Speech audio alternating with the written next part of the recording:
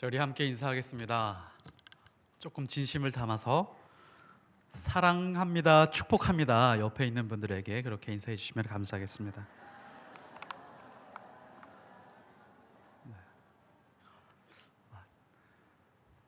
지적과 원망 대신에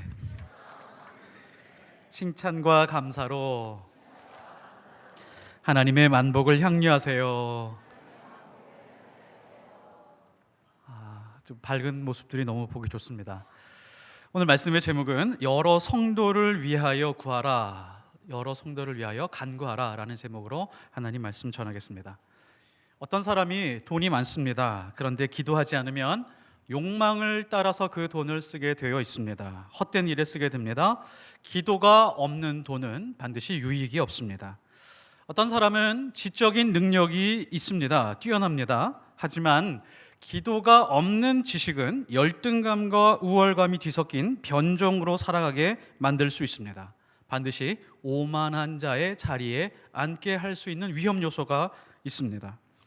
뛰어난 외모를 가진 사람들이 있습니다. 기도가 없으면 우월한 외모 때문에 심리적 불안 속에서 살 수 있습니다. 다른 사람보다 유독 건강한 사람들이 있습니다. 기도하지 않으면 그 인생이 삼손처럼 엉뚱한 데 힘을 쏟고 죄를 범하는데 그렇게 사용할 수 있게 됩니다. 예술적 재능을 가진 사람들도 마찬가지입니다. 그 재능들 모두 하나님이 주신 것입니다. 기도하지 않으면 괴팍한 사람으로 변질될 수도 있습니다. 우리가 가지고 있는 여러 가지의 것들이 있죠. 내가 소유한 것들이 있습니다. 눈에 보이는 것, 보이지 않는 것 많이 있습니다. 그 소유한 것들이 기도를 통해서 여과되지 않으면 반드시 종착지가 허망한 것으로 끝나게 되어 있습니다. 누가복음 18장 1절에 보면 예수님이 과부와 재판장 이야기를 하시면서 우리에게 가르쳐 주신 것이 있습니다. 기도에 대해서 가르쳐 주셨습니다. 예수께서 그들에게 항상 기도하고 낙심하지 말아야 할 것을 비유로 말씀하여 이르시되, 재판장하고 과부 이야기까지 가지 않아도 이 말씀은 매우 중요합니다. 항상 기도하고 낙심하지 말라라고 하는 이 말씀을 잘 보면 기도가 없으면 인생에 항상 낙심이 찾아온다라고 하는 것을 전제로 하고 깔고 있습니다. 허망해집니다. 무기력한 인생이 됩니다. 그래서 무기력한 인생이 되는 가장 손쉬운 방법이 하나가 있습니다. 그것은 바로 기도하지 않으면 됩니다. 기도를 도외시하고 외면하면 무기력하고 위축되는 인생을 살게 됩니다. 수축되는 인생을 살게 됩니다. 그런데 우리에게 기도가 살아있으면 하나님께서 우리에게 주신 축복이 축복되게 만들어 주십니다. 하지만 기도하지 않으면 내게 주신 축복이 무엇인지조차도 알 수 없습니다. 그렇다면 이런 질문을 할 수 있습니다. 그럼 무조건 기도하면 되나요? 그렇지 않습니다. 오늘 말씀에서 어떻게 기도하면 좋은지에 대한 방법을 알려주고 있고요. 그리고 무엇을 위해서 기도해야 되는지 그 대상에 대해서 분명하게 우리에게 알려주고 있습니다. 기도는 어떻게 해야 될까요? 기도에 대해서 우리는 배워야 됩니다. 그리고 체득해야 됩니다. 그리스도인이 기도할 줄 모르면 사실 부끄러운 부분입니다. 어떤 사람이 기도에 대해서 알려주면서, 방법에 대해서 알려주면서 기도의 형태에 대해서 알려주는 사람들이 있습니다. 기도의 형태, 새벽 기도 드려봐라, 혹은 철야 기도를 열심히 해봐라, 금식 기도 해봐라 라고 하면서 기도의 형태에 대해서 알려줍니다. 성경에 분명 이러한 기도들이 나오고 있기는 하지만 성경은 기도의 형태에 대해서 크게 관심이 없습니다. 또 어떤 사람은 기도의 강도에 대해서 이야기를 합니다. 이렇게 얘기를 하죠. 부르짖어야 된다, 뜨겁게 기도해야 된다, 기도의 강도를 이야기합니다.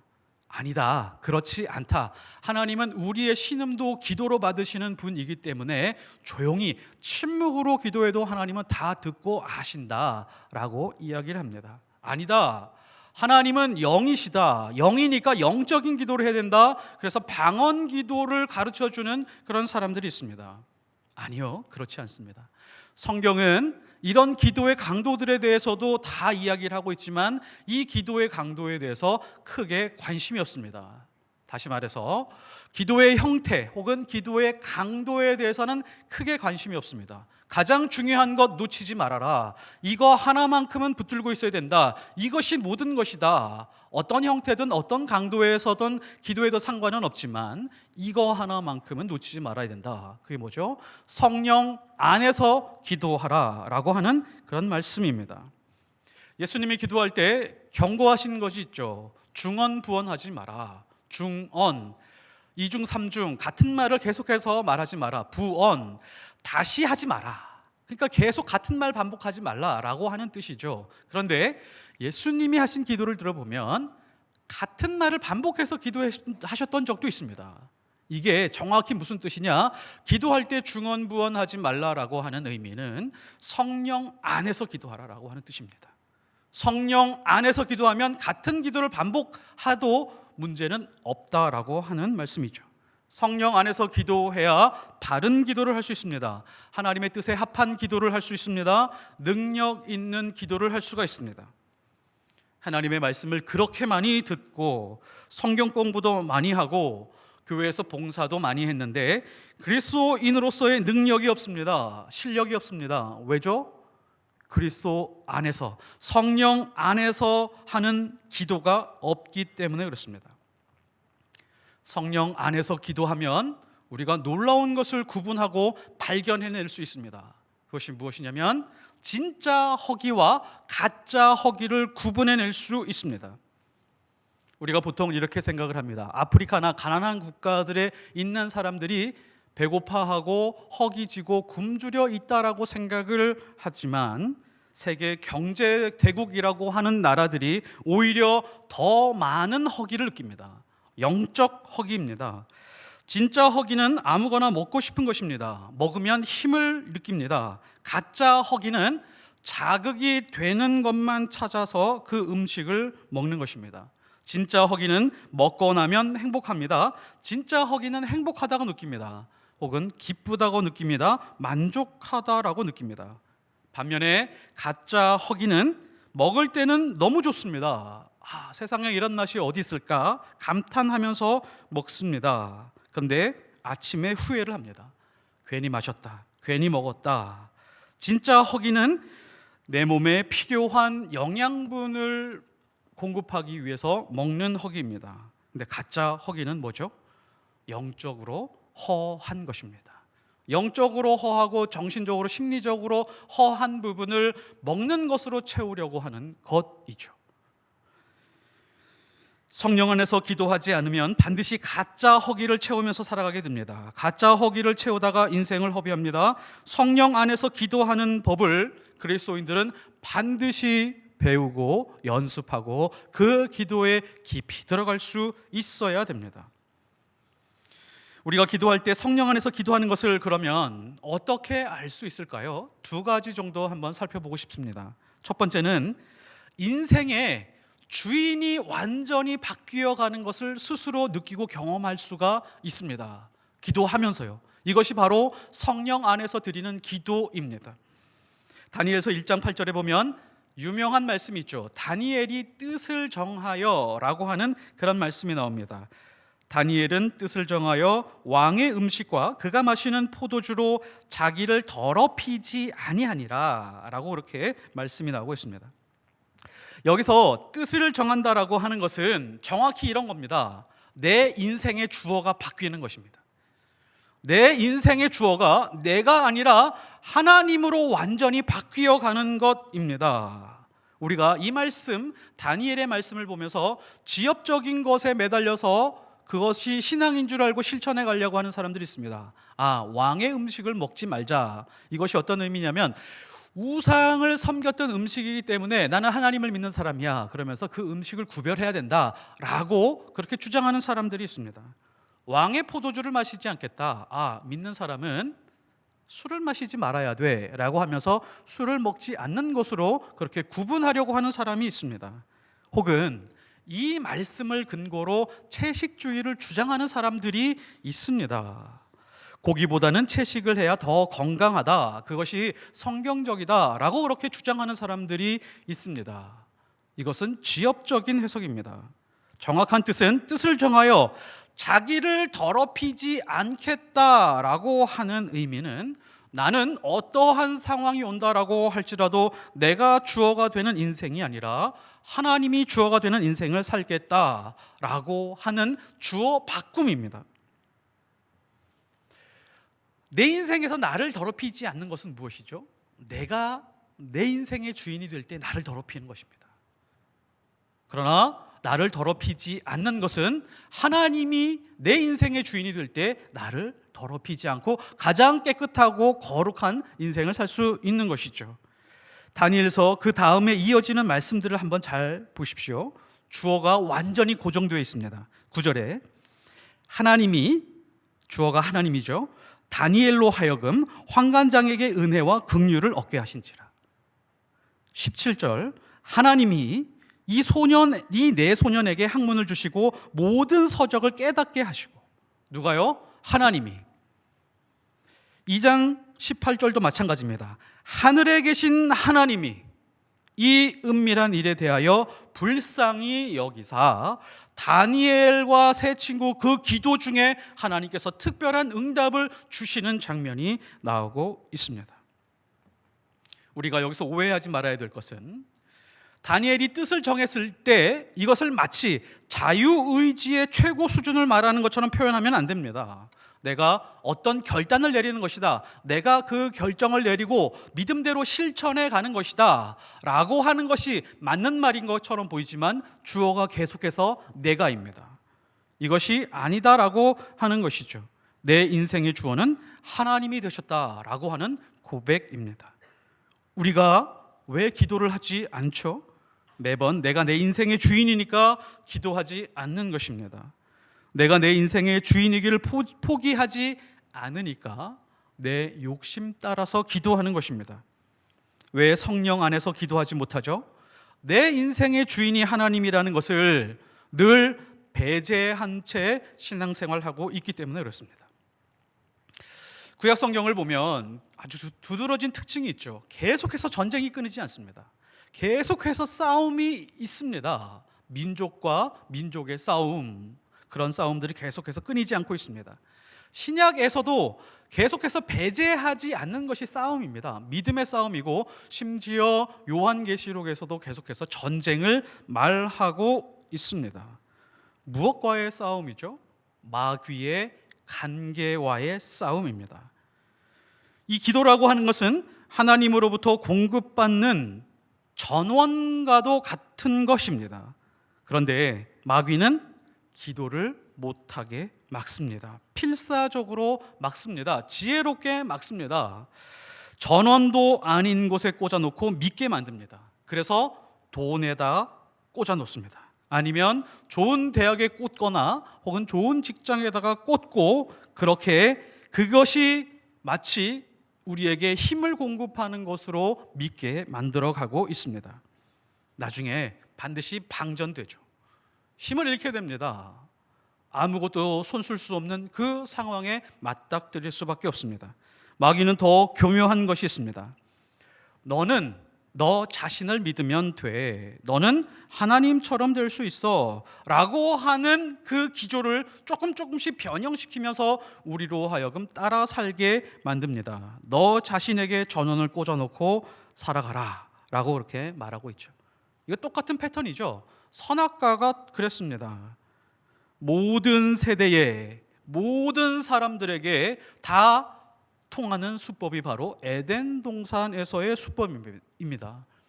그것에 우리는 끊임없이 속고 있는 것이죠. 아니면 인생을 이렇게 살아가도록 만듭니다. 주어진 해답을 가지고 살아가도록 만듭니다. 사회적으로 검증된 것들 붙들어, 역사적으로 사람을 안정적으로 살게 만든 것 붙들어 라고 그렇게 이야기를 하죠. 대기업에 가라, 혹은 의사가 되라, 판검사가 되라, 혹은 그것도 아니면 건물주가 되라, 혹은 스포츠인, 연예인으로 성공해라 라고 그렇게 말을 하고 있습니다. 사회적으로 주어진 해답 혹은 역사적으로 검증된 해답을 따라 살도록 마치 믿는 사람들도 그것이 해답인 것처럼 따라 사는 경우들이 많이 있죠. 마귀의 관계를 따라 사는 것입니다.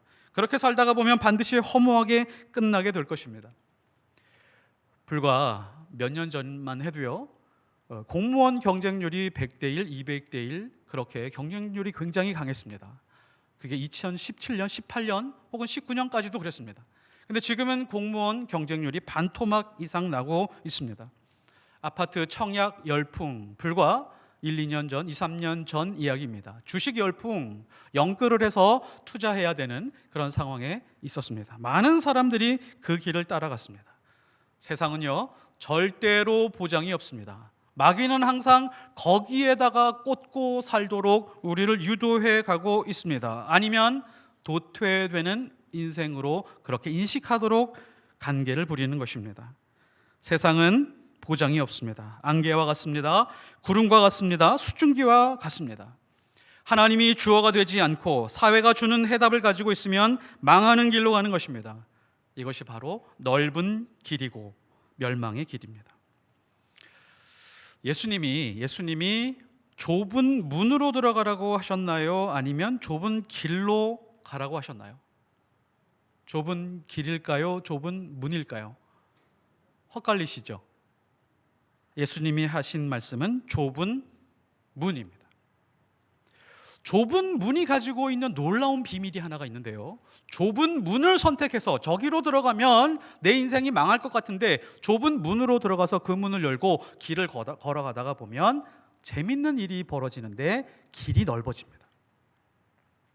넓은 문으로 들어가면 길도 넓을 줄 알고 저 길로 가면 무언가 잘 되고 성공할 수 있을 것 같지만 많은 사람들이 가고 있는 넓은 문을 열고 들어갔는데 문 뒤에 있는 길들이 점점 좁아지고 멸망의 길로 가는 그런 놀라운 신비가 있습니다. 그래서 우리는 믿음으로 좁은 문을 선택합니다. 왜요? 내 인생의 주어가 하나님이기 때문에 그렇습니다. 내 인생을 명확히 해주는 것, 이것이 바로 성령 안에서 기도하는 것입니다. 그리고 내가 깊이 기도하다가 내 인생의 주어가 명확히 하나님이다 라고 하는 것이 발견이 되면 분명히 그것은 성령 안에서 기도하는 것입니다. 성령 안에서 기도하는 것을 또 어떻게 알 수 있을까요? 둘째는 무엇을 위해서 기도하고 있는지 보면 우리가 알 수가 있습니다. 이 18절의 말씀이 앞에 나와 있는 이 전신갑주의 말씀 이상으로 중요합니다. 그런데 많은 분들이 이 말씀을 읽으면서 전신갑주만 마음에 새기려고 하고 그 다음 구절들은 그냥 스킵하려고 하는 그런 생각을 할 때가 많이 있습니다. 18절에 보면 이를 위하여 깨어 구하기를 항상 힘쓰며, 자, 여기서 항상 성령 안에서 구하라 라고 말했죠. 그 다음에 한 번 더 반복하는 거예요. 이를 위하여, 성령 안에서 간구하는 것을 위하여 모든 종류의 기도를 하되 깨어 구하기를 항상 힘쓰라. 한 번 더 강조하고 있는 것이죠. 성령 안에서 간구하는 것을 놓쳐서는 안 된다라고 이렇게 말씀을 하고 나서 곧장 어디로 연결되어 있는지를 한번 보십시오. 어떻게 연결되냐면 여러 성도들을 위하여 구하라. 여러 성도를 위해서 간구하는 것으로 확장됩니다. 기도가 나에게 머물러 있다가 갑자기 어느 순간 여러 성도로 확장되고 옮겨가기 시작을 합니다. 성경은 왜 여러 성도를 위하여 구하라고 말씀하고 있을까요? 여기에서 아주 중요한 두 가지 전제가 깔려 있습니다. 첫 번째는 교회라고 하는 것은 예수 그리스도가 머리가 되고 우리 각 한 사람 한 사람은 예수 그리스도의 몸으로 그렇게 구성이 되어 있는 사람들입니다. 이 사실이 매우 중요한 전제로 하나 깔려 있고요. 또 하나는 모든 그리스도인들이 믿음의 싸움을 싸워가고 있다라고 하는 것을 전제하고 있습니다. 이 두 가지 중요한 전제 가운데 여러 성도를 위해 간구하라 라고 하는 말씀이 나와 있습니다. 자, 전에도 한번 말씀드렸지만 여기서 마귀의 관계가 있습니다. 왜냐하면 이 성령 안에서의 간구, 전신갑주의 능력을 차단해야 되거든요. 한번 말씀드렸지만 전신갑주를 취하라 라고 하면서 무엇을 차단하냐면 기도를 못하게 합니다. 그러면 힘을 잃게 되거든요. 그리고 또 하나는 이것입니다. 전신갑주를 입고 싸우는 그 싸움이 독립된 혼자만의 싸움이다 라고 하는 것에 갇혀있게 만듭니다. 근데 성경의 전제는 무엇이냐? 절대로 그렇지 않습니다.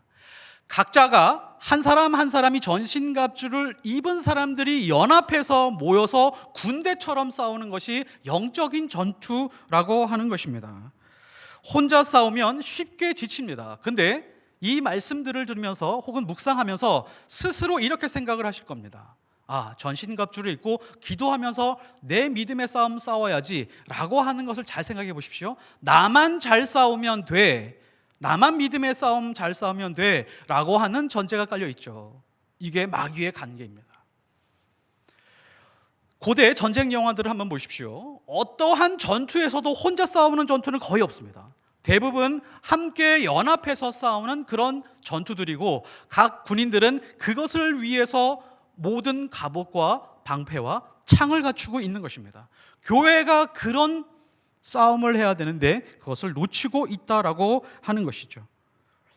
교회가 교회다울 때 드러나는 현상이 바로 이것입니다. 사도행전 2장 46절, 날마다 마음을 같이하여 성전에 모이기를 힘쓰고, 마음을 같이합니다. 모이기 시작을 합니다. 모여서 뭘 하죠? 기도합니다. 왜요? 교회는 만민이 기도하는 곳입니다 라고 하는 것을 누구나 다 알고 있기 때문에 기도로 함께 영적인 싸움을 합니다. 자, 그러나 교회가 교회답지 못할 때 모임은 자꾸 해체되기 시작을 합니다. 그리고 두드러진 특징이 있는데 자꾸 개인의 책임으로 돌려버립니다. 자기 신앙 잘 못 지켰기 때문이지, 자기 책임이지 그건 너 책임이야, 왜 신앙생활을 수십 년 하면서 왜 그거밖에 되지 않아? 라고 자꾸 개인의 책임으로 국한시켜버리는 것, 이게 바로 교회가 조금씩 보이지 않게 무너지고 있는 장면입니다. 왜냐? 흩어져야 무너뜨리기 쉽기 때문에 그렇습니다. 그런데 모임을 폐하하는 것을 깨트리는 것, 이것이 바로 교회의 기도입니다. 히브리서 10장 25절, 모이기를 폐하는 어떤 사람들의 습관과 같이 하지 말고, 이 습관을 깨트리는 것이 바로 교회가 모여서 기도하는 것입니다. 어떤 사람이 지극히 개인적인 문제를 놓고 교회에 가서 기도를 합니다. 다른 사람의 문제가 아닌 지극히 자기 개인의 문제입니다. 그런데 성경 전체로 보면 굉장히 중요한 원리가 있습니다. 개인 스스로 혼자서 자기 문제를 가지고 교회에서 기도를 하고 있는데, 이것은 개인의 문제가 아니라 교회 안에서 기도하는 그 순간부터 교회의 문제가 되고 민족의 문제가 되기 시작을 합니다. 그렇게 확장이 됩니다. 과연 그럴까요? 한나의 기도를 한번 보십시오. 한나는 아이를 낳지 못했습니다. 한나는 아이를 낳지 못했기 때문에 그 시대에 굉장히 큰 수치심을 안고 살아갔습니다. 분인나라고 하는 첩으로부터 무시당하기 시작을 했습니다. 그리고 그 시기와 질투로 견디지 못하는 지극히 개인적인 감정을 가지고 있었습니다. 근데 그 지극히 개인적인 문제를 가지고 하나님 앞으로 갔습니다. 성전으로 가서 간절히 눈물을 흘리면서 기도하기 시작을 했습니다. 하나님의 응답이 있었습니다. 누구죠? 사무엘입니다. 사무엘이 탄생하는 순간 개인 기도로 응답된 것이 아니라 민족의 문제로 확장되기 시작을 했습니다. 사무엘은 성장해서 사사, 왕, 제사장의 역할을 하기 시작을 했고, 초대 왕, 두 번째 왕을 세우기 시작했습니다. 처음에는 개인의 문제로 시작을 했지만 민족의 문제, 공동체의 문제로 확장되는 놀라운 은혜가 있었습니다. 이것이 바로 기도의 신비입니다. 다윗을 한번 보십시오. 다윗이 기도했었던 모든 내용들 한번 잘 살펴보십시오. 지극히 개인적인 생존의 문제였습니다. 하나님, 저 죽을 것 같습니다. 저 견디기 어렵습니다. 정말 저를 죽이고 싶어하는 사람들 저도 죽이고 싶습니다 라고 하는 지극히 개인적인 감정과 소원을 가지고 하나님 앞에 나아갔습니다. 그런데 그 수많은 응답들을 통해서 개인의 문제로 응답된 것이 아니라 민족의 문제로 확장되는 것을 볼 수 있습니다. 그리고 민족의 문제뿐만이 아니라 시대 그리고 나라를 초월한 그런 문제로 우리에게 다가오기 시작을 했죠. 그것이 바로 시편입니다. 영적 싸움의 특성은 반드시 혼자 싸우는 것 같지만 절대로 혼자가 아닙니다. 한 나라의 전쟁이 일어났습니다. 대통령이나 군인의 싸움이 아닙니다. 가족의 문제이고 나라 전체의 문제입니다. 교회 공동체가 똑같습니다. 이런 착각 속에서 살지 마십시오. 내가 내 믿음 잘 지켜서 내가 믿음으로 강하게 나를 잘 지킨 다음에 믿음의 싸움 싸우면서 나는 천국으로 가고 있다라고 하는 착각 속에서 살아서는 안 됩니다. 하나님은 우리 각 사람이 모여서 거대한 군대가 연합해서 마치 지옥을 떠나 천국으로 행군하고 있는 그런 군대와 같은 공동체로 교회를 만들었습니다. 그래서 전신갑주는 개인의 무장이라기보다는 한 몸인 교회 전체가 무장하고 있는 것입니다. 그래서 여러 성도를 위해서 기도하라, 이 말씀이 나오고 있는 것입니다. 고린도전서 12장 25절, 몸 가운데서 분쟁이 없고 오직 여러 지체가 서로 같이 돌보게 하셨느니라. 이게 교회입니다. 서로가 서로를 돌보는 것, 서로가 서로에게 관심을 가지고 그 사람의 인생이 하나님 앞에서 더 잘 되기를 원하는 것, 이것이 바로 신앙생활이라고 하는 것입니다. 여러 지체가, 여러 성도가 서로를 잘 돌볼 수 있는 방법이 무엇일까요? 서로가 서로를 위해서 기도하는 것입니다. 각자 싸우고 있는 믿음의 싸움을 알고 들으면서 함께 기도해 주는 것입니다.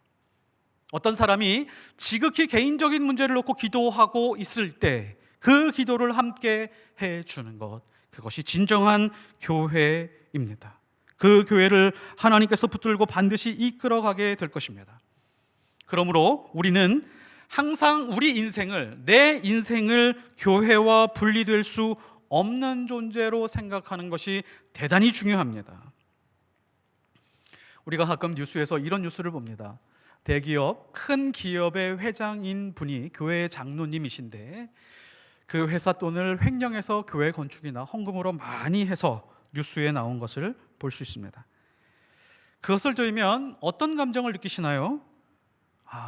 정말 나쁜 사람이다 라고 생각하는 데서 그치나요? 그렇지 않습니다. 나도 부끄럽다. 저런 인간 때문에 나도 부끄럽고 내가 교회 다니는 것을 어디 내세울 수 없다라고 하는 생각을 가지게 됩니다. 제가 예전에 미용실에서 머리를 자르고 있는데 여러 번 가게 되니까 미용사가 저에게 이렇게 물어봤습니다. 뭐 하는 분이세요? 그러시길래 제가 목사라고 이야기를 했습니다. 시간이 조금 흘렀습니다. 미용실 TV 뉴스에서 이런 얘기가 흘러나옵니다. 어떤 목사가 수년 동안 청소년을 오랫동안 성추행한 그런 뉴스가 나오기 시작을 했습니다. 그때 그 미용실에 있는 모든 사람들이 저를 쳐다보는 것입니다. 그 20분의 시간이 얼마나 지옥 같았는지 모릅니다. 부끄러워서 혼났습니다. 자, 한번 잘 보십시오. 다른 종교들하고 기독교하고 한번 잘 비교해 보십시오. 불교라고 하는 종교는 성불하면 됩니다. 자기 혼자 성불 잘하면 됩니다. 근데 기독교는 유독 이런 사건들이 있을 때 내 자신이 부끄러워집니다. 굉장히 기분이 상합니다. 왜 그렇죠? 서로 연결되어 있기 때문에 그렇습니다. 예수 그리스도 안에서 서로 연결되어 있기 때문에 그렇습니다. 예수 그리스도가 우리의 머리가 되시고 우리가 그의 몸의 일부이기 때문에 그렇습니다. 성령께서 그것을 보고 부끄럽게 하시는 것이죠. 나는 독립적인 인격체인 동시에 그리스도의 일부로 살아가는 것입니다. 그래서 로마서 14장 7절의 말씀이 우리 가슴 깊은 곳에 박힙니다. 우리 중에 누구든지 자기를 위하여 사는 자가 없고 자기를 위하여 죽는 자도 없도다. 우리가 살아도 주를 위해서 살고 죽어도 주를 위하여 죽나니 그러므로 사나 죽으나 우리가 주의 것이로다. 자, 이 말씀 한번 잘 보십시오. 이것도 마찬가지입니다. 이 말씀을 우리는 이렇게 받아들이죠. 예수님, 하나님, 성부, 성자, 성령, 삼일체 되신 하나님과 나, 그래, 나는 이제 하나님의 영광을 위해서 사는 사람이야. 주를 위해서 살고 주를 위해서 죽을 거야. 지극히 개인적으로 해석을 하고 개인적으로 살아가려고 하고 개인적인 노력을 하고 있습니다. 사실 이 말씀은 그렇게 보기보다 조금 더 넓게 보아야 됩니다. 어떤 것이냐면 내가 살아도 주를 위해서 산다라고 하는 것은 이런 뜻입니다. 예수 그리스도가 우리의 머리이면 예수 그리스도를 위해서 산다라고 하는 것은 예수 그리스도 머리에 붙어 있는 다른 몸들이 있는데 그 몸들이 아파하면 같이 아파하는 것, 이것이 바로 주를 위해서 사는 것입니다. 주를 위해서 죽는 것이 무엇이냐면 예수 그리스도의 머리에 붙어 있는 다른 지체들이 아파할 때 혹은 죽어갈 때 그 죽어가는 것을 내가 허용하지 않겠다라고 하는 것이 바로 주를 위해서 죽겠다라고 하는 그런 삶입니다. 그래서 모든 그리스도인에게 일어나는 일은 모든 그리스도인에게 포함됩니다. 몸의 한 부분이 실패하면 전체의 고통으로 인식하게 되는 것이 교회이기 때문에 그렇습니다. 그래서 이것을 깨닫고 아는 사람들은, 성령 안에서 기도하는 사람들은 여러 성도들의 아픔을 보거나 슬픔을 보면 기도하지 않을 수 없습니다. 말씀의 결론을 맺겠습니다. 성령 안에서 기도하는 사람만 경험하는 것이 있습니다. 처음에는 나의 필요를 위해서 기도하기 시작을 합니다. 너무 좋습니다. 자기 개인의 필요를 위해서 성령 안에서 열심히 간구해야 됩니다. 이것 또한 공동체의 기도가 될 수 있기 때문입니다. 그런데 기도하다가 확장이 됩니다. 나의 필요에서 하나님의 필요로 옮겨가기 시작을 합니다. 하나님의 필요가 뭐죠? 하나님은 세상에 아무것도 필요가 없는 분이세요. 뭐가 필요하세요? 하나님이 헌금을 한다라고 한 듯 그 돈으로 뭘 쓰시겠어요? 무엇이든 다 만들어내실 수 있는 분인데, 하나님의 필요라고 하는 것은 바로 이것입니다. 하나님의 자녀들이 아파하고 있는데 그 아파하는 사람들에게 치유해 주는 것, 위로해 주고 친구가 되어 주는 것, 그것이 하나님의 필요입니다. 그 하나님의 필요로 옮겨가기 시작을 합니다. 또 하나는 내 인생의 주어가 완전히 바뀌게 되는 것이죠. 하나님, 내가 내 인생의 주인 되어 살지 않겠습니다. 성령 안에서 기도하며 하나님이 주어가 되는 그런 인생 안에 살기 원합니다. 그러면서 하나님의 눈으로 보고 여러 성도가 보이기 시작합니다. 그래서 우리 교회는, 포에마 예수교회는 말씀의 은혜가 잘 나눠지는 그런 공동체가 되었으면 좋겠습니다. 그 말씀 붙들고 성령 안에서 함께 기도하는 그런 믿음의 공동체 되었으면 좋겠습니다. 서로 기도 제목 나누면서 믿음의 싸움 함께 싸워가는 그런 공동체가 되어야 됩니다. 그러면 교회가 살아납니다. 이것을 전문 용어로 부흥이라고 말합니다.